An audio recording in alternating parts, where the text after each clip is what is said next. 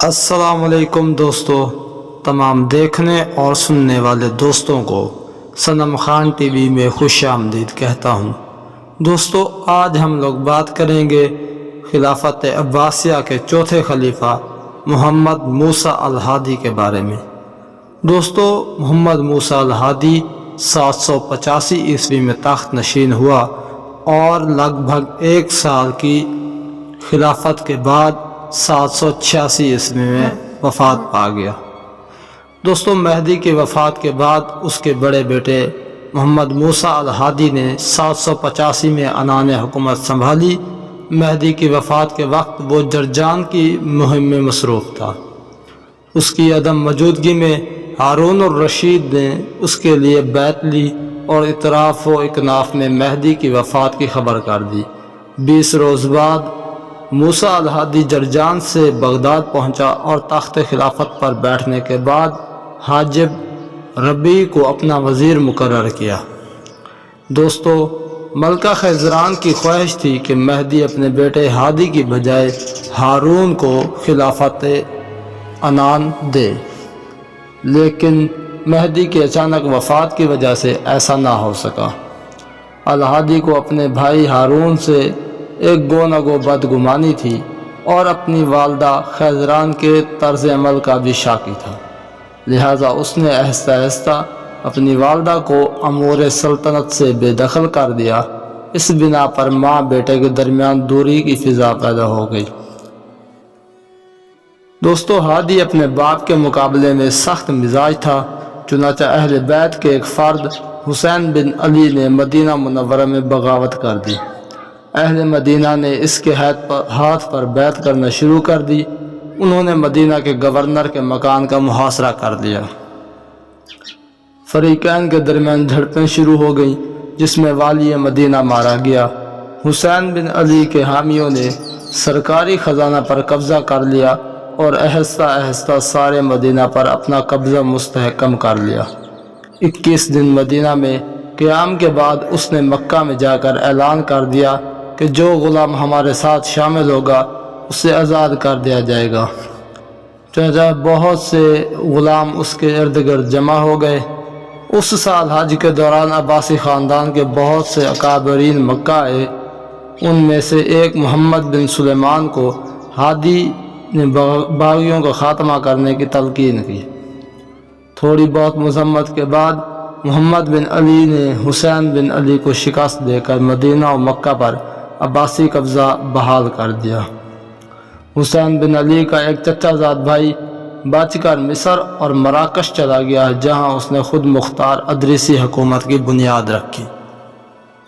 دوستو، الہادی کے تخت نشینی کے بعد رومیوں نے سرحدی چوکی حدسیہ پر قبضہ کر لیا، لیکن عباسی سپہ سالار نے جوابی حملہ کر کے یہ چوکی واپس چھین لی اور رومیوں کے سرحدی علاقوں میں داخل ہو کر ان کو زیر و زبر کر دیا۔ نتیجتاً رومی شرارتوں سے باز آ گئے۔ مہدی کی وصیت کے مطابق ہادی کے بعد ہارون الرشید نے تخت پر متمکن ہونا تھا، لیکن ہادی نے اپنے بیٹے جعفر کو اس کی جگہ ولی عہد نامزد کرنا چاہا۔ اس کے لیے ہادی نے ہارون الرشید پر دباؤ ڈالا۔ ہارون شاید ولی عہدی سے دستبردار ہو جاتا، لیکن ہارون کے اتالق یحییٰ برمکی کے حوصلے دینے پر وہ میدان میں ڈٹا رہا۔ یہ کشمکش جاری تھی کہ ہادی کی وفات ہو گئی اور ہارون کے لیے راستہ خود بخود صاف ہو گیا۔ دوستو، 15 ربیع الاول 170 ہجری بمطابق 786 عیسوی میں 1.25 سال کی حکمرانی کے بعد ہادی اچانک وفات پا گیا۔ مرنے سے پہلے اس نے ہارون کی ولی عہدی کی تصدیق کی۔ اس طرح جھگڑے کی ہر صورت ختم ہو گئی۔ ہادی کی ماں ملکہ خیزران ہارون الرشید کی بھی ماں تھی۔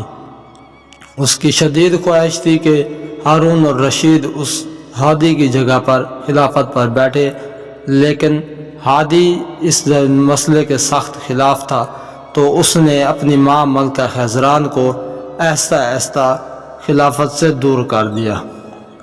دوستوں، مورخین نے موسیٰ الہادی کی سیرت کے بارے میں بہت ہی کم لکھا ہے، کیونکہ اس کی مدت خلافت بہت کم تھی۔ ہادی اگرچہ مزاج کا کچھ سخت تھا لیکن امور سلطنت کے بارے میں کبھی غافل نہ تھا، اور دوسرے عباسی حکمرانوں کی طرح فیاض اور ذہین تھا۔ دربار میں قواعد و ضوابط کی سختی سے پابندی کرتا لیکن اپنی ذاتی مجالس میں خوش طبع انسان تھا۔ طبیعتاً آزاد خیال اور کھیل کود کو پسند کرتا تھا، لیکن دین کے دشمنوں، ملحدوں اور خاص طور پر زندگیوں کا سخت دشمن تھا۔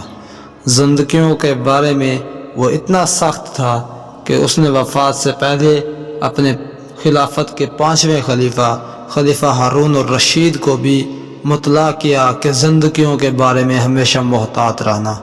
اس نے زندگیوں کے خلاف کئی محاذ عریاں کی اور ان کو ہر بار کمزور سے کمزور تر کیا، اور ان کے جتنے بھی سرکردہ لوگ تھے سب کو قتل کروا ڈالا۔